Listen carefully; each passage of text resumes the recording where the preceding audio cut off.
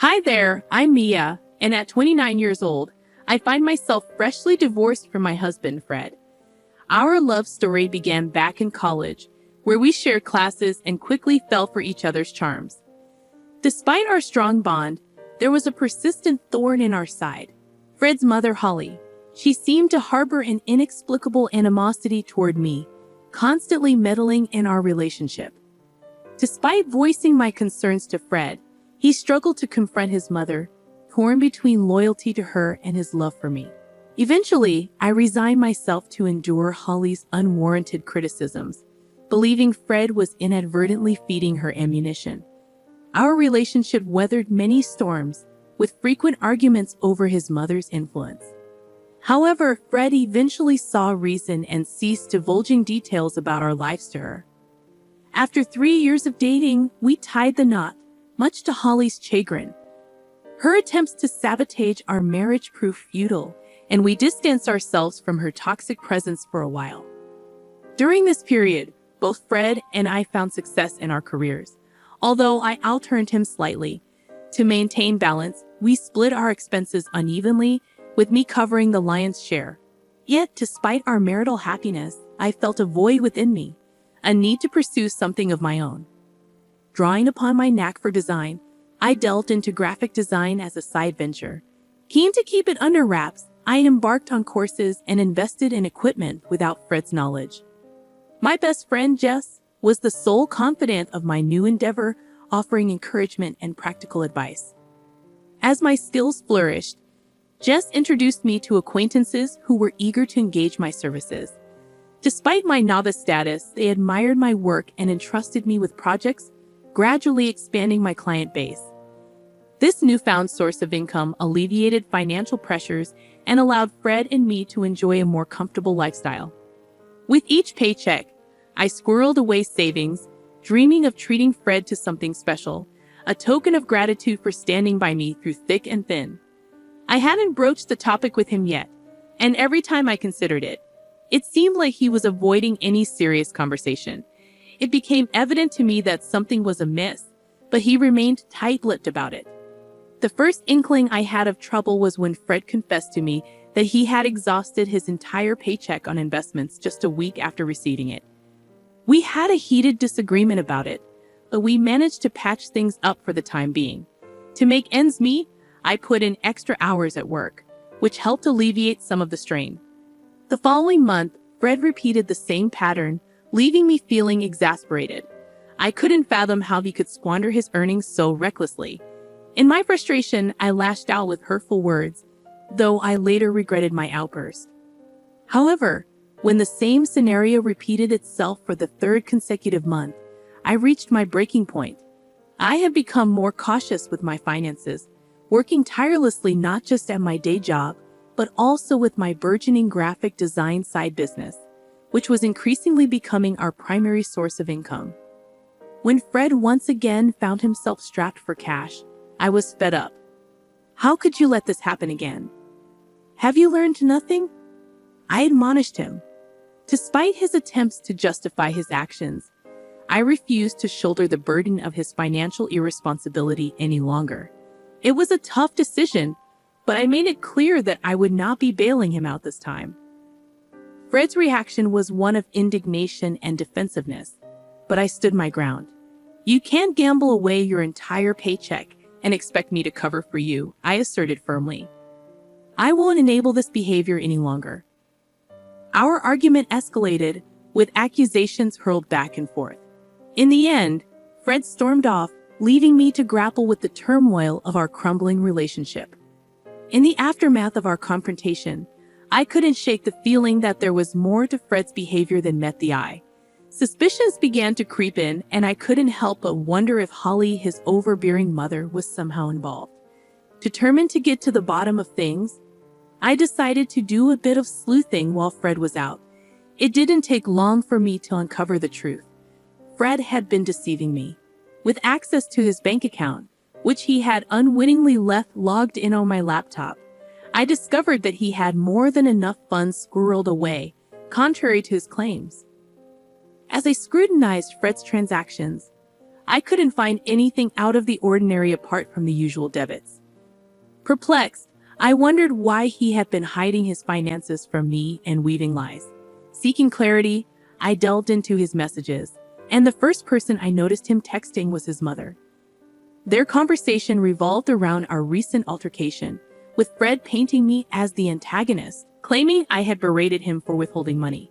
Holly, his mother, seemed to revel in this discord, affirming her suspicions about me. As I scrolled further, I unearthed a disturbing revelation. Holly had been relentlessly disparaging me to Fred, labeling me as materialistic and insinuating that I was with him solely for financial gain. Ironically, I was the primary breadwinner in our household.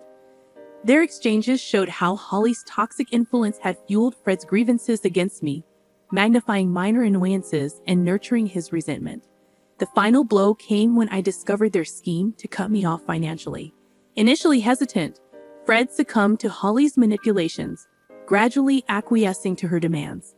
He fed her ammunition by disclosing incidents where I expressed frustration, further stoking her animosity toward me. It was a devastating betrayal, leaving me reeling with hurt and confusion. Uncertain of my next steps, I sought solace in my best friend Jess. Nestled in her company, I shared the distressing truth I had uncovered, seeking her guidance in this tumultuous moment. Jess, ever the steadfast confidant, listened intently, offering her unwavering support as I grappled with the betrayal inflicted by those closest to me. I grappled with the weight of the situation, unsure of the best course of action. It seemed glaringly obvious. Cut off Fred's support, wait for him to hit rock bottom, then file for divorce. But Jess questioned the morality of such a plan, labeling it as cruel. Her concern nudged me to reconsider my approach, prompting her suggestion to sleep on it and revisit the issue the next day. Exhausted both physically and emotionally, I welcomed the respite sleep promised. The following morning, with the luxury of a weekend ahead, Jess and I sought solace in the familiarity of a favorite movie, drifting off to sleep in each other's company. The tranquility of the day brought a sense of peace, a temporary reprieve from the turmoil brewing within. We indulged in simple pleasures, immersing ourselves in movies, culinary delights, and each other's company. Despite the nagging thoughts of the previous day's revelations, I made a conscious effort to set them aside, prioritizing the much-needed respite. However, our reprieve was short-lived when Holly's call shattered the tranquility. Reluctantly, I answered, greeted by accusations and hostility. Holly's unwarranted accusations only served to exacerbate the tension, but Jess's encouragement urged me to maintain composure.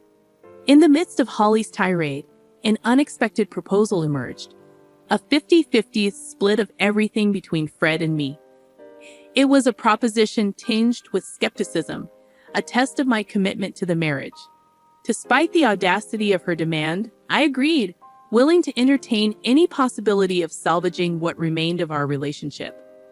With tentative acceptance, plans were set in motion, culminating in a meeting scheduled for Tuesday to formalize the arrangement.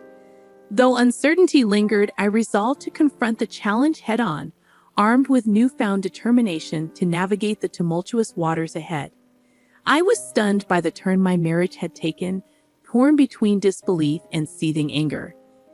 How dare Holly brand me a gold digger, and how could Fred stand by and allow such an accusation? I had stood by him through thick and thin, supporting his endeavors even when they led to losses. I'd covered for him when he lied, shouldered the burden of our shared responsibilities, all while concealing my own side hustle, waiting for the right moment to reveal it to him. Sharing the details with Jess, her smile hinted at the brilliance of Holly's scheme. Splitting everything evenly would leave Fred with little to fall back on, given his lack of awareness about my additional income. I had hoped to surprise him with a lavish gift once my side venture gained traction, but now I was grateful to have it as a safety net. Tuesday arrived swiftly, and Jess accompanied me as support. Arriving home, we found Holly, Fred, and a lawyer already there, finalizing the contract. Ignoring Fred's silent plea for privacy, I approached Holly, demanding to review the terms. As expected, the agreement mandated equal division of assets, with a clause prohibiting financial assistance between us. Reluctantly, I signed, knowing it would leave Fred scrambling financially. Predictably, problems ensued. Initially, we exchanged only terse words, our rift too deep to bridge. Yet living under the same roof necessitated some communication. Fred attempted to breach the divide, but I remained aloof, resentful of his complacency. Eventually, tired of his persistent attempts, I relented. "Will you please just talk to me?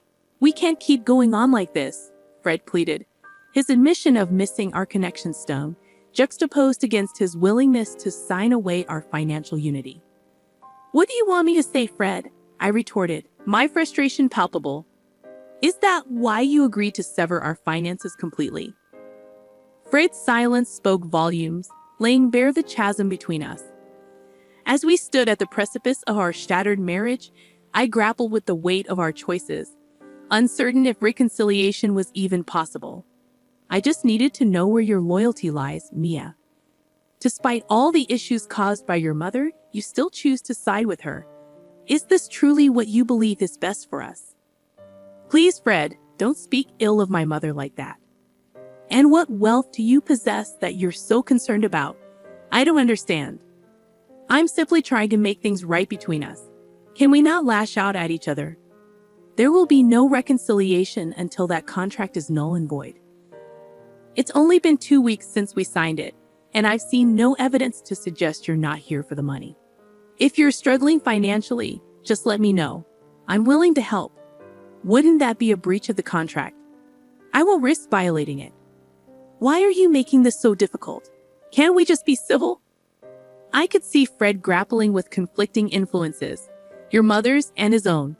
The Fred I married wouldn't have succumbed to such manipulation. That month, I diligently paid off our major debts, leaving Fred in a bind. With my share settled, I had more disposable income.